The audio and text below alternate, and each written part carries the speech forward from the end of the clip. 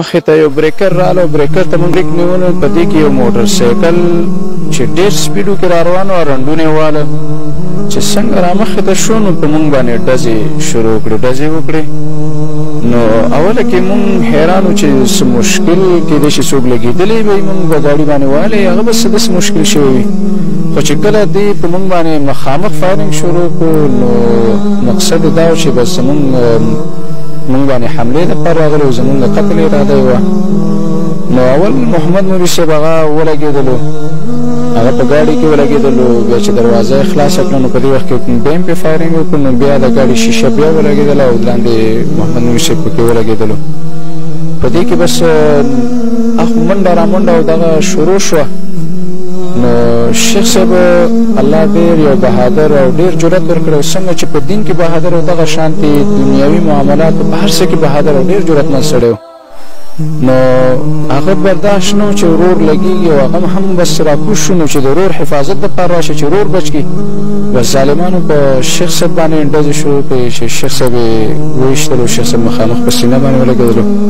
نو شیخ صاحب هم زموږ نه د ظالمانو په دې دغه باندې مولانا صاحب تاسو خو موجود وي کله چې ډزې وکړې، فایر وکړئ، نو پس بیا څه وشو؟ بیا لاړو وتښتېدل؟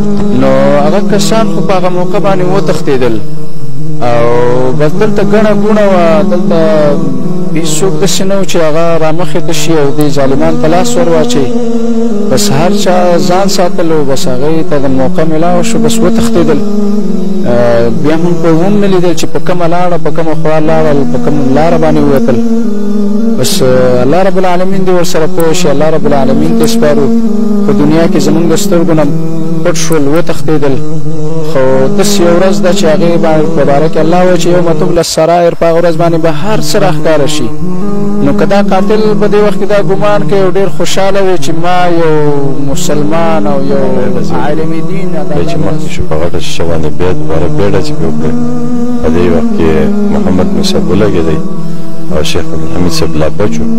شیخ عبدالحمید صاحب اچانک بهر ووتی، هغې سره بس خلکو ظالمانو په شیخ صاحب باندې ډزې وکړلې. په دې کې شیخ صاحب الله تعالی د شهادت مرتبې ته ورسوي، لیکن د دې خبیث په لاس باندې الله تعالی د دی په دنیا کې مشرموي او په آخرت کې د الله تعالی د مشرموي. مولانا صاحب یو تپوس کوو چې دا خبره واضحه ده، مولانا صاحب چا سره څه دښمني وه یا چا سره نور څه یا داسې څه وجه وه یا شیخ صاحب څه دمکیانې وغیره میلاو شوي وي؟ شیخ صاحب مبارک خو داسې و چې د هغه عادت دا و چې د خپل وروڼو سره یې په ټول عمر لانجه نه وه کړې. نه کور کې داسې لکه واده یې کړی و، ماشوم و.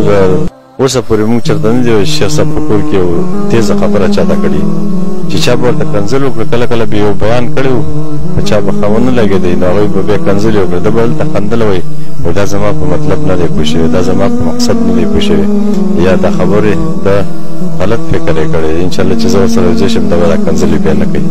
داسې عادت یم. صاحب غوښتنه م څه ده؟ دا وخت حکومتي اعلی چارواکي ګوري، څه به ورته ووایي؟ زمونږ غوښتنه خو اول مونږ د الله نه غوښتنه کوو، ځکه چې الله رب العزت چې دی عزیز ذو انتقام ذات دی، هغه بدله اخلي. او الله رب العزت چې څوک وتړي هغه بیا نه خلاصېږي. د الله رب العزت نه د هغه لپاره د